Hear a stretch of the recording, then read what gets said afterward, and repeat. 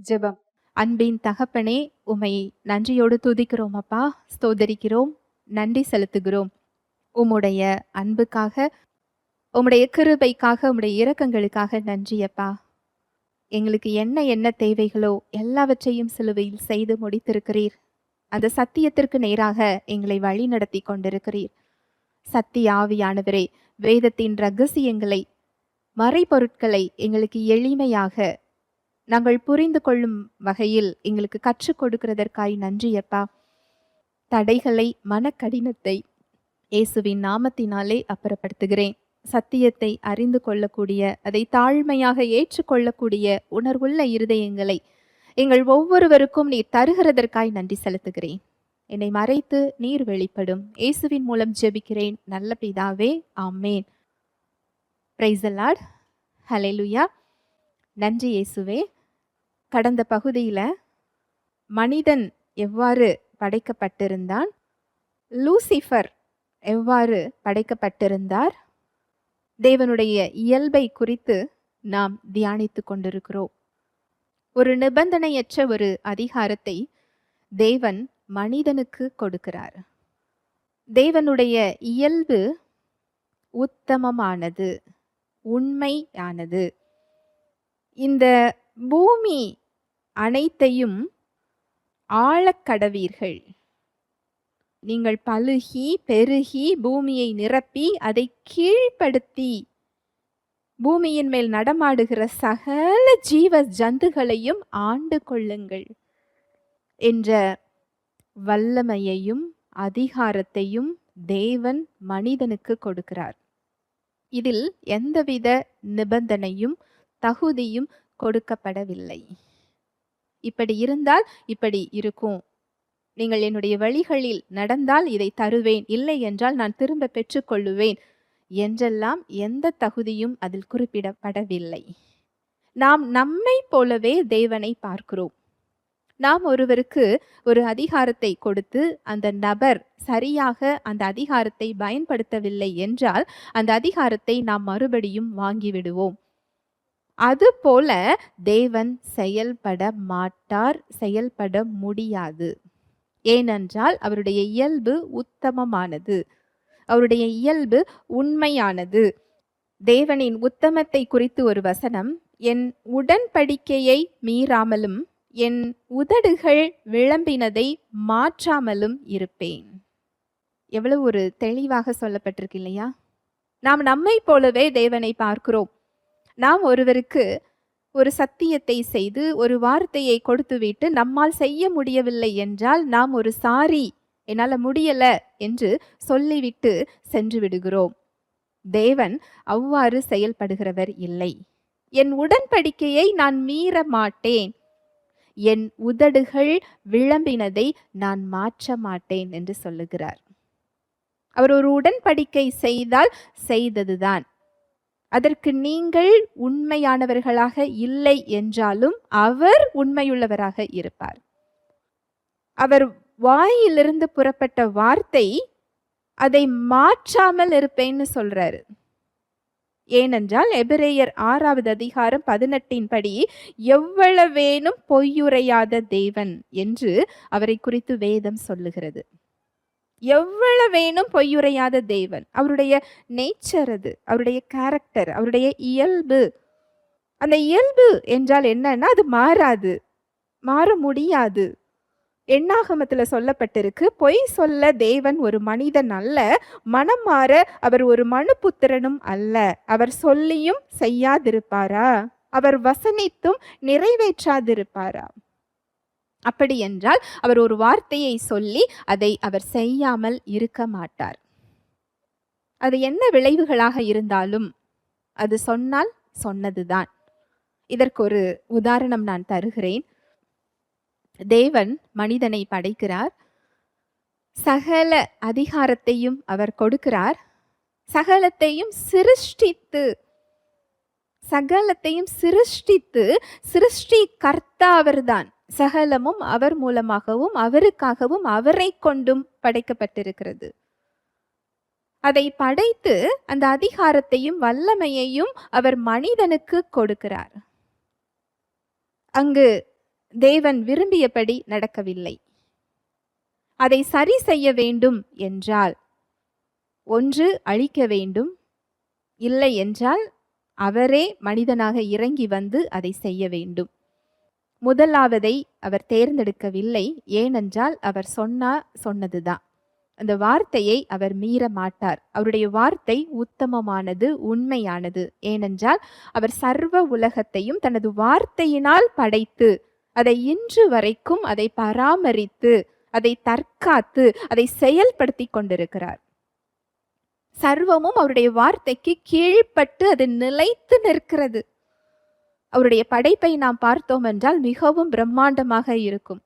சூரியனாக இருக்கட்டும், சந்திரனாக இருக்கட்டும், வான்வெளியில் உள்ள அது கோள்களாக இருக்கலாம், அந்த ஒவ்வொரு கேலக்சி என்று சொல்லப்படுகிற ஒவ்வொரு காரியத்தையும் நாம் பார்க்கும் பொழுது அது மிக பிரம்மாண்டம்.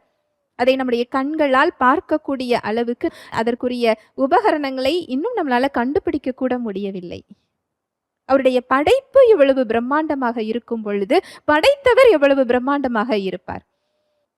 இவ்வளவு பிரம்மாண்டம் நிறைந்த இந்த உலகம் அவருடைய வார்த்தைக்கு கட்டுப்பட்டு இயங்கிக் கொண்டிருக்கிறது. சர்வத்தையும் தனது வார்த்தையினால் அவர் நிலைத்து நிற்கச் செய்கிறார். தனது வார்த்தையினால் வல்லமையினால் அவர் இயக்கிக் கொண்டிருக்கிறார். தேவன் அவர் கூறியதை ஒரு நாளும் மீறுவது இல்லை. தலைமைத்துவம், அதாவது இதை ஆண்டு கொள்ளுவீர்கள், இதை கீழ்ப்படுத்துவீர்கள், இதை நீங்கள் அனுபவித்துக் கொள்ளுவீர்கள் என்று சொல்லும் போது அது எல்லாவற்றிற்கும் அதிகாரியாக மனிதனை அவர் உருவாக்குகிறார். அந்த அதிகாரத்தை மனிதனுக்கு அவர் கொடுக்கிறார். அதை கீழ்ப்படுத்திக் கொள்ளுங்கள், அது உங்கள் கட்டுப்பாட்டிற்குள் கீழ் இருக்கிறது என்று அவர் அதை கீழ்ப்படுத்துகிறார். அந்த வார்த்தையை அவர் மீற மாட்டார். அங்கு மனிதனையும் லூசிஃபரையும் அவர் அழித்துவிட்டு இன்னொரு உலகத்தை அவர் உருவாக்கி இருக்கலாம். அப்படி உருவாக்குவது என்றால் அவருடைய வார்த்தையை மீறுவது ஆகும்.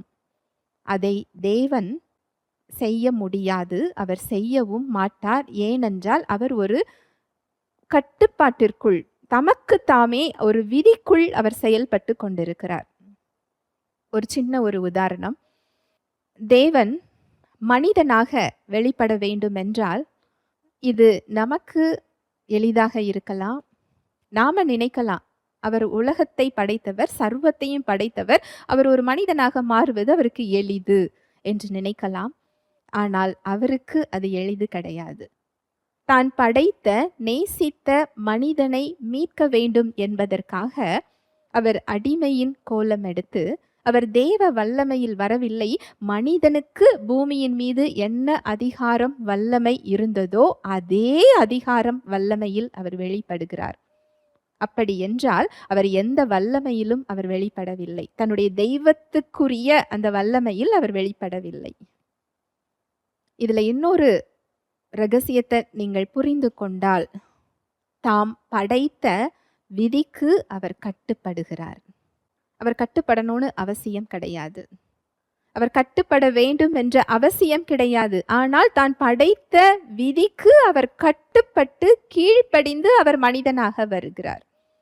ஏனென்றால் அவர் விளம்பினதை, அவர் உதடு விளம்பினதை அவர் மாற்ற மாட்டார். ஒரு மனிதனுக்கு இந்த பூமியின் மீது அதிகாரம் வல்லமை இருக்குமானால் அதை அவர் மனிதனாகவே இறங்கி வந்து மீட்டு கொடுக்க வந்தார். ஹல்லேலூயா, பிரைஸ் தி லார்ட். இது தேவனுடைய ராஜ்யம், தேவன் செயல்படுகின்ற விதி. அவர் அப்படிதான் செயல்பட்டு கொண்டிருக்கிறார். மனிதனை அவர் எவ்வாறு படைத்திருந்தார் என்றால், சங்கீதம் 82:6, நீங்கள் தேவர்கள் என்றும் நீங்கள் எல்லாரும் உன்னதமானவரின் மக்கள் என்றும் நான் சொல்லியிருந்தேன். நீங்கள் தேவர்கள் என்றும் நீங்கள் எல்லாரும் உன்னதமானவரின் மக்கள் என்றும் நான் சொல்லியிருந்தேன். தேவன் நம்மை தேவர்கள் என்று அழைக்கிறார். எவ்வளவு பெரிய ஒரு உன்னதமான இடத்தை கொடுத்திருக்கிறார் இல்லையா? தேவர்கள் என்றால் நாம் தெய்வத்தன்மையில் அல்ல, தேவனால் அந்த அதிகாரத்துக்கும் வல்லமைக்கும் நியமிக்கப்பட்டவர்கள். அந்த பதவியில் அமர்த்தப்பட்டவர்கள். இதை நாம் தவறாக எடுத்துக்கொள்ளக்கூடாது. நான் தேவன் என்றால் இந்த உலகத்திற்கு நான் தேவன் என்று தெய்வத்தன்மையில் அல்ல. மனிதனுக்கு மரணம் உண்டு, மனிதனுடைய செயல்களுக்கு என்று ஒரு நியாய தீர்ப்பு உண்டு. ஆனால் மனிதன் இந்த உலகை ஆள்வதிலேயும் அதை கீழ்ப்படுத்துவதிலேயும் அவனுக்கு அதிகாரமும் வல்லமையும் கொடுக்கப்பட்டிருக்கிறது என்ற அர்த்தத்தில் அது தேவர்கள் என்று சொல்லப்பட்டிருக்கிறது. அதை ஆளுகை செய்வதிலையும் அதை கீழ்ப்படுத்துவதிலையும் நம்மை அவர் தேவர்கள் என்று சொல்லுகிறார். அந்த அதிகாரம் தேவனால் மனிதனுக்கு கொடுக்கப்பட்டிருக்கிறது. ஹல்லேலூயா, பிரைஸ் தி லார்ட். இன்னொரு வசனம் சங்கீதம் 115:16.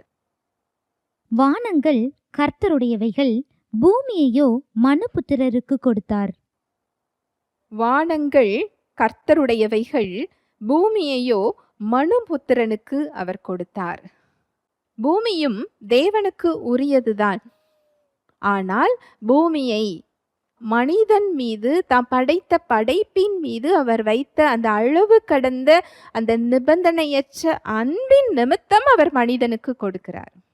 பூமியின் மீது அவருக்கு ஆளுகை உண்டு, அவருக்கு அதிகாரம் உண்டு. அதோட முழுமையான உரிமையாளர் தேவன்தான். அதுல எந்த மாற்று கருத்தும் இல்லை.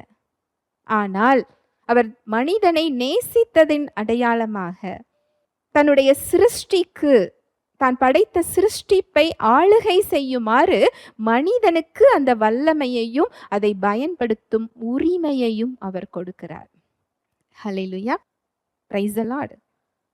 தேவன் மாறாதவர், தேவன் மாறவும் மாட்டார். அங்கு மனிதனுக்கு ஒரு நிபந்தனையற்ற ஒரு அதிகாரம் கொடுக்கப்பட்டிருக்கிறது. அவர் எல்லாவற்றை காட்டிலும் அவருடைய வார்த்தையை அவர் உயர்த்தி வைத்திருக்கிறார். உமது சகல பிரஸ்தாபத்தை பார்க்கிலும் உமது வார்த்தையை நீர் மகிமைப்படுத்தி இருக்கிறீர். சங்கீதத்துல சொல்லப்பட்டிருக்கு. அதாவது இயேசு என்ற நாமம் ஒரு வல்லமை நிறைந்த ஒரு நாமம். அதற்கு இணையான வல்லமை, அதற்கு இணையான மகத்துவம் நிறைந்த நாமம் உலகத்தில் கிடையாது. எல்லா நாமத்திற்கும் மேலான நாமம். முழங்கால் யாவும் அந்த நாவிற்கு முன்பாக முடங்கும். அவரே கர்த்தர் என்று அறிக்கையிடும் என்று வசனம் சொல்லுகிறது. கர்த்தரின் நாமம் பலத்த துருகம் என்று வேதம் சொல்லுகிறது. ஆனாலும் தேவனுடைய வார்த்தை அந்த நாமத்திற்கு மேலாக உயர்த்தப்பட்டிருக்கிறது. சகல பிரஸ்தாபத்தை பார்க்கிலும், உமது சகல பிரஸ்தாபத்தை பார்க்கிலும் உமது வார்த்தையை நீர் மகிமைப்படுத்தி இருக்கிறீர். அவருடைய வார்த்தைக்கு அவர் உன்னதமான ஒரு இடத்தை அவர் கொடுத்திருக்கிறார். நாம் தேவனுடைய வார்த்தை என்று எவ்வளவு எளிதாக இடை போடுகிறோம் இல்லையா? ஒரு பிரச்சனைக்கு மத்தியில தேவனுடைய வார்த்தை, நான் உன்னோடு இருக்கிறேன், நான் உன்னை விட்டு விலகுவதும் இல்லை, உன்னை கைவிடுவதும் இல்லை என்று அநேக வார்த்தைகளை அவர் கொடுத்திருக்கிறார். ஆனால் நாம் அந்த வார்த்தையை அசட்டை பண்ணி நம்முடைய பிரச்சனைகளை பெரிதாக பார்த்து கொண்டிருக்கிறோம். அவர் தன்னுடைய உடன்படிக்கையை மீறாமலும் தன் உதடுகள் விளம்பினதை அவர் மாற்றாமலும் இருப்பாரா? சகல பிரஸ்தாபம், அவர் படைத்த எல்லாவற்றை காட்டிலும், அவரது நாமத்தை காட்டிலும், நோயையும் பேயையும் ஜெயித்த நாமத்தை காட்டிலும், இயேசு என்ற நாமத்திற்கு மேல வானம், பூமி, பூமிக்கு கீழே உள்ள பாதாளம், 3 உலகங்களும் கீழ்ப்படியும். அந்த நாமத்தை காட்டிலும் அவரது வார்த்தையை அவர் உயர்த்தி வைத்திருக்கிறார். அது சொன்னதுதான். அந்த வார்த்தைக்கு அவர் உத்தமமானவர், உண்மையானவர். அவருடைய வல்லமை, அவருடைய சிருஷ்டி அந்த வார்த்தைக்கு கட்டுப்படும். ஹல்லேலூயா, பிரைஸ் தி லார்ட். அந்த வார்த்தை சொல்லுகிறது, நீங்கள் தேவர்களாய் இருக்கிறீர்கள். சர்வத்தையும் ஆளுகை செய்யக்கூடிய, அந்த அதிகாரத்தை பெற்ற, அதை கீழ்ப்படுத்தக்கூடிய தேவர்களாய் இருக்கிறீர்கள். பூமியை நான் மனிதருக்கு கொடுத்தேன் என்று வசனம் சொல்லுகிறது. இந்த நிபந்தனையற்ற அதிகாரம் தேவதூதர்களுக்கு கொடுக்கப்படவில்லை. இந்த வார்த்தையை அவர் மீற முடியாது. இந்த நிபந்தனையற்ற இந்த அதிகாரம், சகலத்தையும் நீங்கள் ஆளக்கடவீர்கள் என்ற அதிகாரம், அதற்கு பின்னால் உள்ள எந்த நிபந்தனையும் இல்லாமல், தகுதியும் இல்லாமல் மனிதர் கையில் கொடுக்கப்பட்ட அந்த அதிகாரம், தேவனுடைய இயல்பு, அவர் செயல்படும் முறை, அவருடைய ராஜ்யம் செயல்படும் முறை லூசிஃபர் நன்கு அறிந்தவர். ஆவிக்குரிய விதி எவ்வாறு செயல்படும், எப்படி அவர் மாற மாட்டாரோ அதுபோல. ரோமர் 6:16. மரணத்துக்கு ஏதுவான பாவத்துக்கு ஆனாலும் நீதிக்கு ஏதுவான கீழ்ப்படிதலுக்கு ஆனாலும் எதற்கு கீழ்ப்படியும்படி உங்களை அடிமைகளாக ஒப்பு கொடுக்கிறீர்களோ அதற்கே கீழ்ப்படுகிற அடிமைகளாய் இருக்கிறீர்கள் என்று அறியீர்களா? வசனம் சொல்லுகிறது, ஏராளமான வசனங்கள். தேவனுடைய வார்த்தையானது ஆதி முதலாய் நிலைத்திருக்கிறது. வசனம் சொல்லுகிறது, ஆதி முதலாய் அவருடைய வார்த்தை நிலைத்திருக்கிறது, அது மாறாது, அது மாற்ற முடியாது என்பதை லூசிஃபர் அறிந்து வைத்திருந்தான். இன்னொரு வசனம் சொல்லுகிறது, அவர் மாறாதவர் என்று சொல்லுகிறது. தேவன் அவர் படைத்த படைப்பானது தேவன் படைத்த மாற்ற முடியாத விதிகளின்படி இயங்கி வருகிறது. மறுபடி நான் சொல்கிறேன், தேவன் படைத்த படைப்பானது தேவன் படைத்த மாற்ற முடியாத விதிகளின்படி இயங்கி வருகிறது. அதில் ஒரு விதிதான் ரோமர் 6:16. மரணத்துக்கு ஏதுவான பாவத்துக்கு ஆனாலும் நீதிக்கு ஏதுவான கீழ்ப்படிதலுக்கு ஆனாலும் எதற்கு கீழ்ப்படியும்படி உங்களை அடிமைகளாக ஒப்பு கொடுக்கிறீர்களோ அதற்கே கீழ்ப்படுகிற அடிமைகளாக இருக்கிறீர்கள் என்று அறியீர்களா? இந்த சுய சித்தம் இது ஒரு விதிதான்.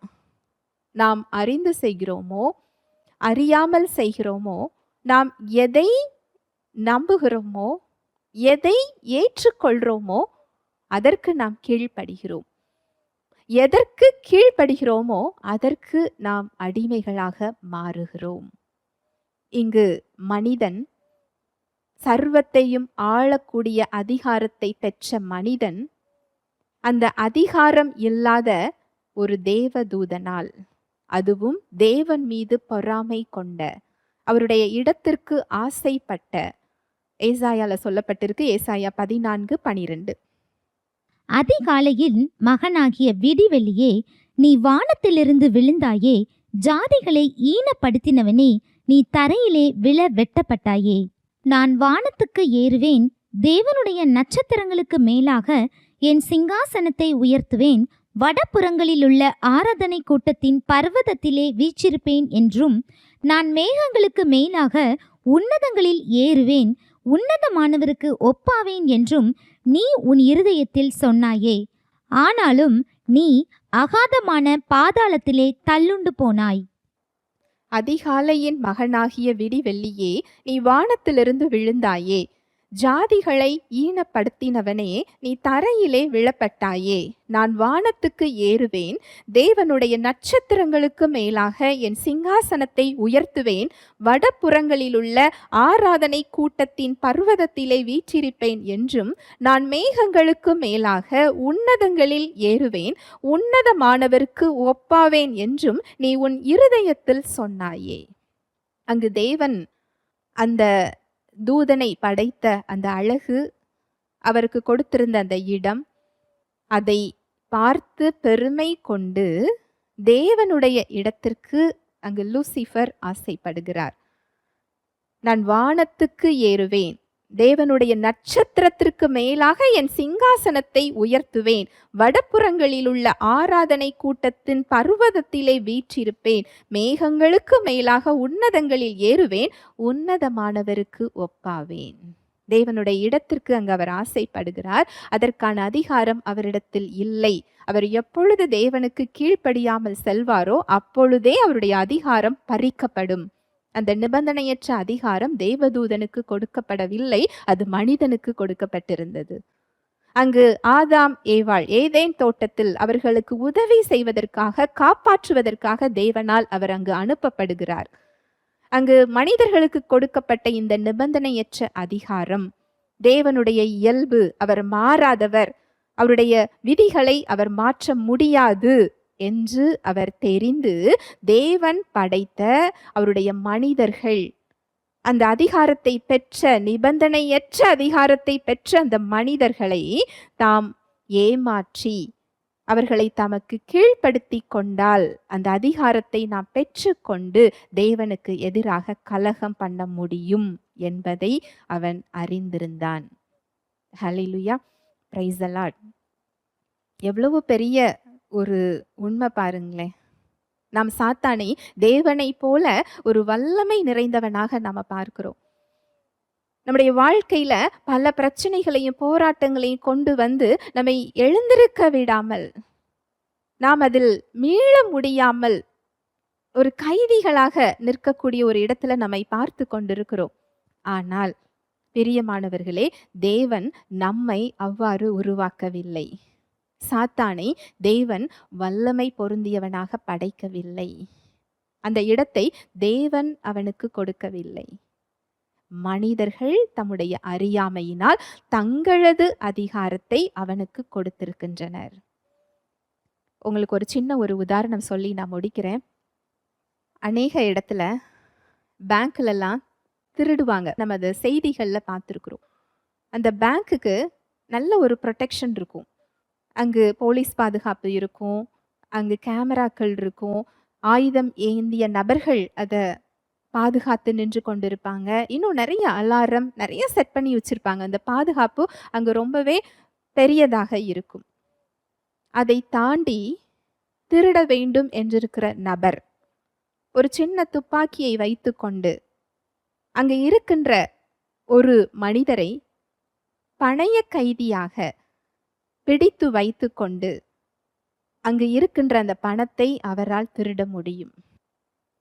அரசாங்கமோ பேங்க் நிர்வாகமோ அங்கு செயல்பட முடியாது, விரும்ப மாட்டார்கள். ஏனென்றால் அந்த கொஞ்ச பணத்திற்காக ஒருவரது உயிரை இழக்க அவர்கள் விரும்ப மாட்டார்கள். அவர்களுக்கு வல்லமை இல்லாமல் இல்லை, அவர்கள் செயல்பட முடியாத இடத்துல அப்படி கிடையாது. அந்த ஒரு சின்ன துப்பாக்கி எந்த அதிகாரமும் இல்லாமல் அவர்களை விட குறைவான, அவர்களை மேற்கொள்ள முடியாத இடத்தில் உள்ள ஒரு நபர் ஒரு சின்ன ஒரு ஆயுதத்தை வைத்துக்கொண்டு பெரிய வல்லமை நிறைந்த ஒரு இடத்துல தான் நினைத்ததை திருடி சென்றுவிட முடியும், ஒரு பிணை கைதியை பிடித்து வைத்துக்கொண்டு. அதுபோல்தான் ஏதேனில் நடந்தது. லூசிஃபரால் தேவனை எதிர்க்க முடியாது. ஆனால் தேவனை எதிர்க்க வேண்டும் என்று கலகம் பண்ணினால் அவனுடைய அதிகாரம் பறிக்கப்படும். எப்படி பாவம் செய்த ஆவிகளை அங்கு அந்தகார சங்கிலியால் கட்டி வைத்திருக்கிறாரோ அந்த இடத்திற்கு அவன் சென்று விடுவான். அவனுக்கு அந்த அதிகாரம் கிடையாது, வல்லமை கிடையாது. ஆனால் தேவன் மனிதனுக்கு கொடுத்திருந்த அந்த நிபந்தனையற்ற அதிகாரத்தை மனிதர்களை தனக்கு கீழ்ப்படுத்துவதன் மூலம் அந்த அதிகாரம் மனிதர்களிடமிருந்து அவனுடைய கைக்கு சென்றுவிடும். அந்த அதிகாரத்தை அவன் தேவனுக்கு எதிராக மனிதர்களை கொண்டே அவன் பயன்படுத்த முடியும். இப்படிதான் அவன் இந்த பிரபஞ்சத்தின் தேவனாக மாறினான். தேவனுடைய இயல்பு மாறாத இயல்பு. அவருடைய வார்த்தைக்கு உத்தமமாகவும் உண்மையாகவும் இருக்கிறார். அவருடைய இயல்புகளின் அடிப்படையில், அவருடைய வார்த்தையின் உத்தமத்தின் அடிப்படையில் மனிதர்கள் சாத்தானை உருவாக்கினதற்கு அவர் இடம் கொடுத்திருக்கிறார்.